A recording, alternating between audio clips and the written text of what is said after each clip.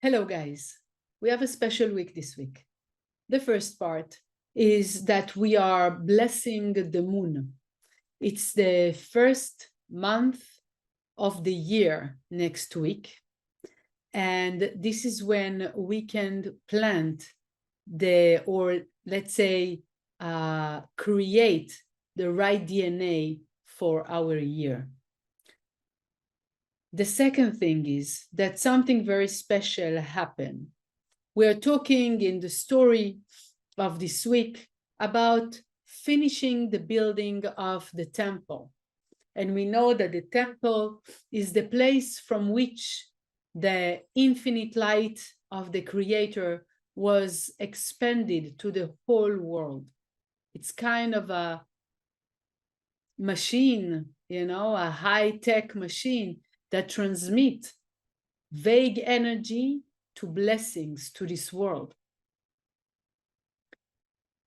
But there is an allusion to the last day of the building of the temple that is similar to the days of creation and to the day in which the Israelites received all the energy of immortality on Mount Sinai.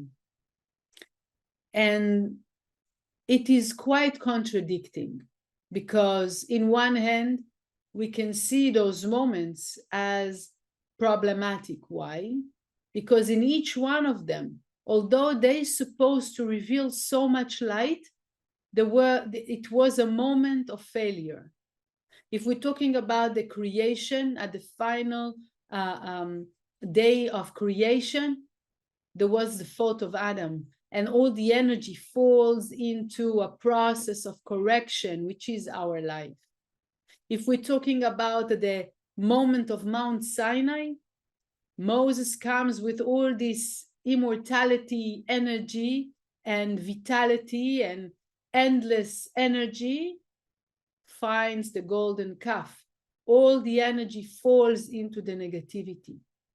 And if we're talking about this moment of finalizing the temple, supposed to be a revelation for the whole world,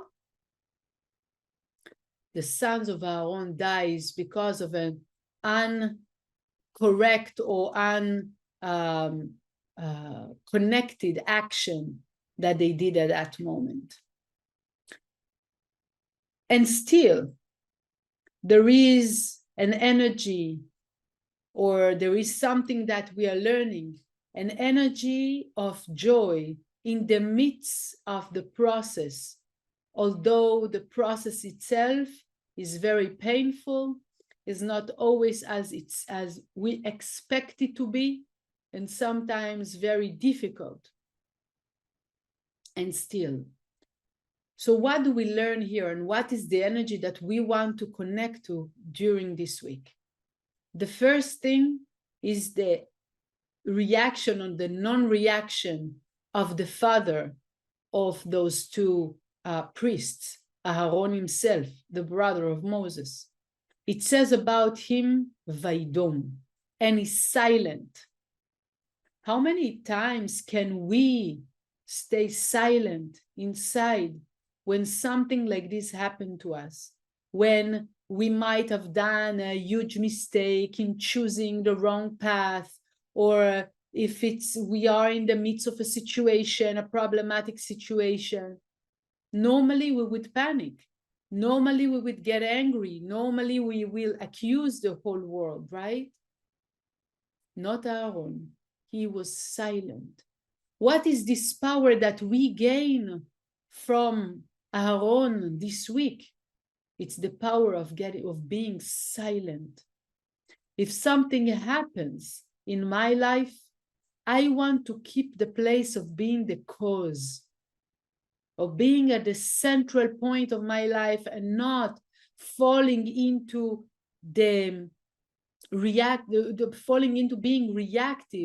to whatever happens around me, because that will make me a total effect. The second thing is that we can keep the joy and the certainty while we're going through those difficult moments. we need to think about the end result during the process. Because if you take the example of building a building, or baking a cake, or climbing a mountain, in all the processes, you will get dirty, and you will sweat, and you will get hurt, and it will be painful, and you might get nervous. All the, scratches, it's part of the process. The dirt is part of the process. The thing is, like Aaron, I don't want to get stuck in the process. I want to remember that a process is just a process and move forward.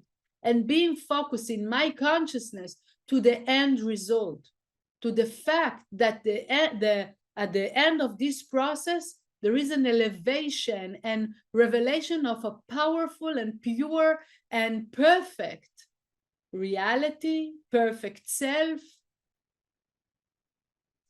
Therefore, I don't want to stuck myself in the dirt, in the dust, in the dirt, in the pain, in the confusion. It's part of the process. And what gives me the strength to go through the process, it's this knowledge that it's only a process, and it brings me to the best result eventually. Eventually, everything will be much more elevated than what it is right now. Therefore, that's what I want to keep in my consciousness. And although I'm going through difficult times and maybe wrong decisions, I don't want to get stuck on this. To decide, to choose, to move, to understand, and to move forward. To gain the strength from all of this by knowing that at the end, the things will be much more powerful, much more elevated. In order for us not only to have it in mind, or understand it, but to really live by this and gain the strength of it, I want to read in the Zohar the letters that are the bridge between this physical world and the energy on which we are speaking. So I'm reading in portion Shmini, the 8th day. Shmone means 8. So at the 8th day, that's when the temple was completed. You should just close your eyes and just imagine how you are going back to be the center of your life. And from the center, there's no storm that can shake you. Might be painful, it might be confusing, but your connection to the endless, your connection to the blessing is the same. רבי יצחק אמר, מפני מה בית פתיחה וסתימה, אלא בשעתה דבן עטל את חברה באורייתא, הרי היא פתיחה לקבלה לי, ולהשתתפה בהדי, ובשעתה דבן סתי מינוי מינה, ויהך לאורחה אחרה, הרי היא סתימה מסתרה אחרה. כדע אם יום תעזבני יומיים אעזבקה, ולא ישכח פתחה עד יטוב, להתחברה בה באורייתא אנפין באנפין, ולה יתנסי מינה. ועד אורייתא פתחה כמי בני נשא, ואז קרא וקראי להון, אליכם אישים אקרא וגומר. וכתיב בראש הומיות תקרא בפתחי שערים, בעיר אמריה תאמר. רבי יהודה אמר בית טרין גנין, וחד דאחיד לון. מייקה מיירי, אלא חד לשמיה וחד להראה, קדוש וקדוש ברוך הוא אחיד וקבילון. אמר רבי אלעזר אמר, ג' נהורין אינון אילאין קדישין, דאחידן כחדה ואינון כללה דאורייתא, ואילן פתחין פתחה לחולה, פתחין פתחה למהמנותא, ואילן ביתה דחולה, ועל דה בית יקראו, ודאילין אינון ביתה, ובגיד כך שירותה דאורייתא בית, דהה היא אורייתא הווי אסבתא דעלמא. I wish you a great week.